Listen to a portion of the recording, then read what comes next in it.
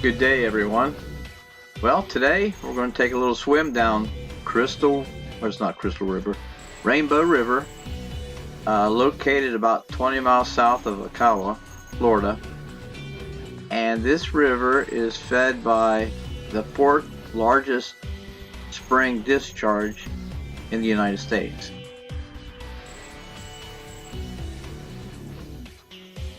This river is a gently winding river that goes about 5.7 miles and merges at Dunnellon, Florida, the headwaters. Rainbow Springs is the anchor of Rainbow Springs State Park. And the Magnitude Spring, like I said, was one of the largest vent springs in the United States. Issues about 400 to 600 millions of gallons of crystalline water every day. Its clear visibility makes it great for snorkeling, diving, kayaking, glass bottom boats. That was real popular back in the 1980s, and so on and so forth. This river really became popular back in the 1980s when hard rock phosphate was discovered in the area. Here you'll see a sand boil. There's thousands of them in the bottom of this river that pushes clear water up into the river. It's not air, because if it was air you'd see bubbles. So this is actually water coming up through the sand boil.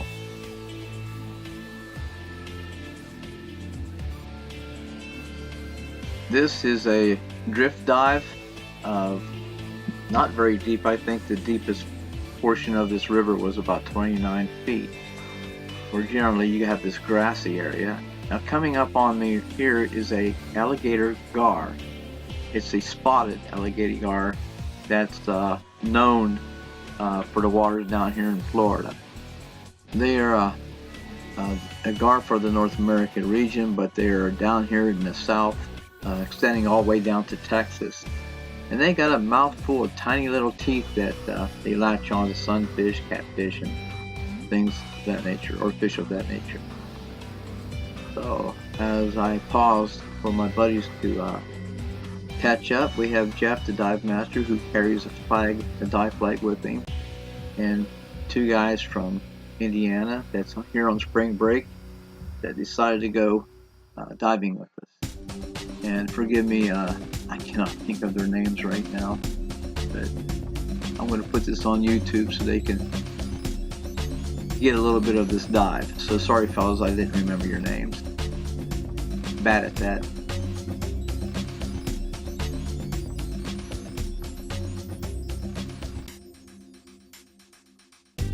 Every chance we get, we'll get down to the bottom, and down here Jeff is looking for gold. It was kind of funny because he asked if we were looking for gold, and we said no, should we? He goes, no, there's none down there. Actually, he lost his wedding ring about 20 years ago, and he's still looking for it. Some more grass. Now here's a smallmouth, but this grass holds all the sediments that it's like a filtering system. It keeps this place clean. As you can see, it's built up on the reefs. You try to stay out of it so you don't kick up a lot, but sometimes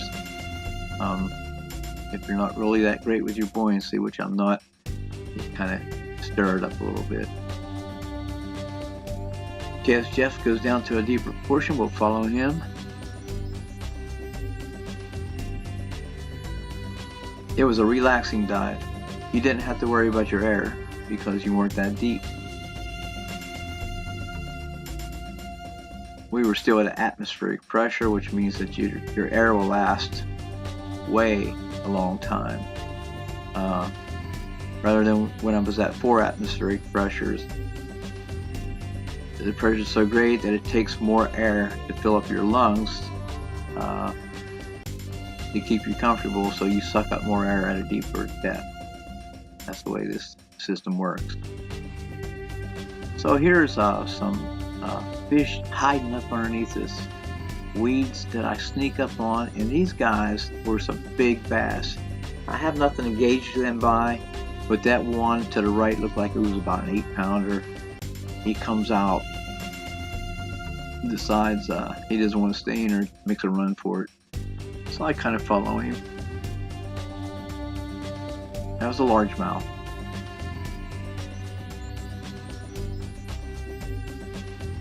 On we go to the bottom. There's some rocks that algae has formed on these rocks. Just adds some color to everything. And again, we have, oh, there's a little turtle trying to hide from me, but I see you, little guy.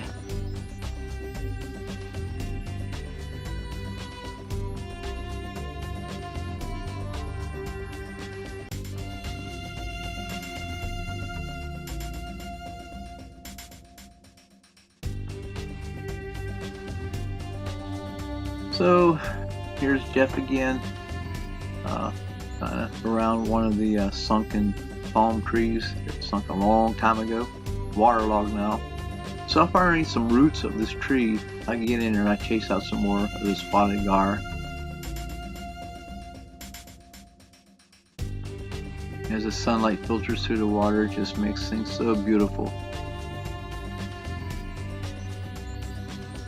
It wasn't too clear up in here, so I imagine maybe the currents knocked up some dust, but here's a big bass coming out.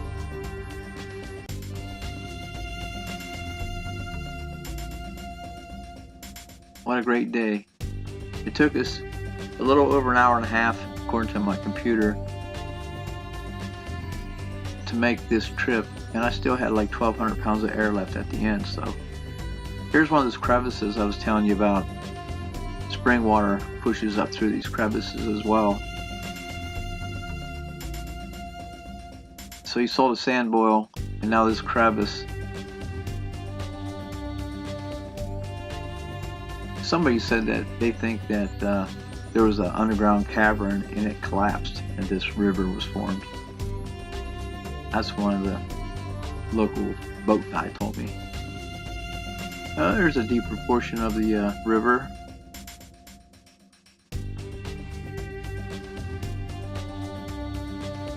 This GoPro does an excellent job.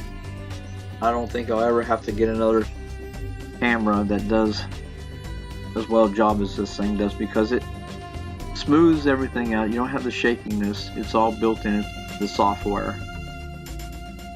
How it works, I'm not sure.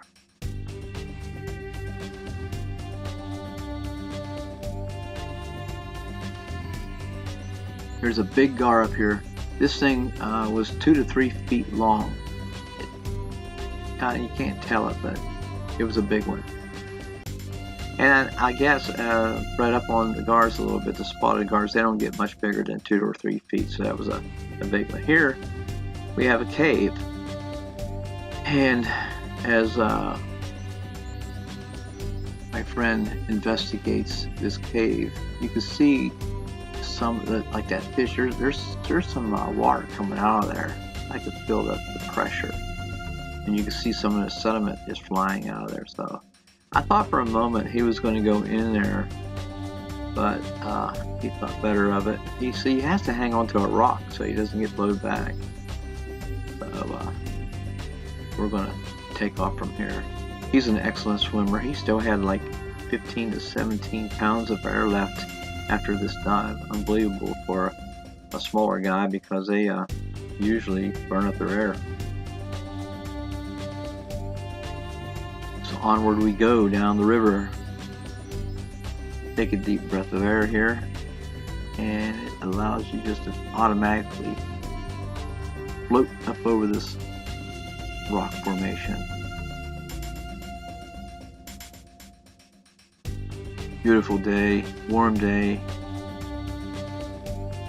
Probably my last dive trip for this trip down here in Florida, and I'm surely going to miss it. I wish I would have found this place earlier, because I could take my boat out and just do some snorkeling down here. There's no manatees in this river, and that's because there is a barrier that isolates this river from the Gulf of Mexico, and of course that's where the manatees go in the summertime to get out in the deeper waters, because the waters get too warm here.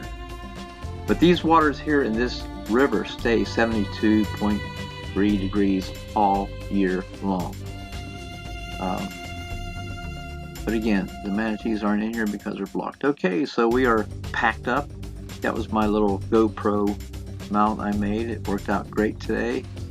And we will say goodbye to our friends. And nice to meet new people.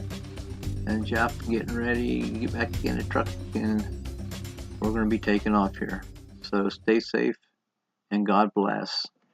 Hope you enjoyed it.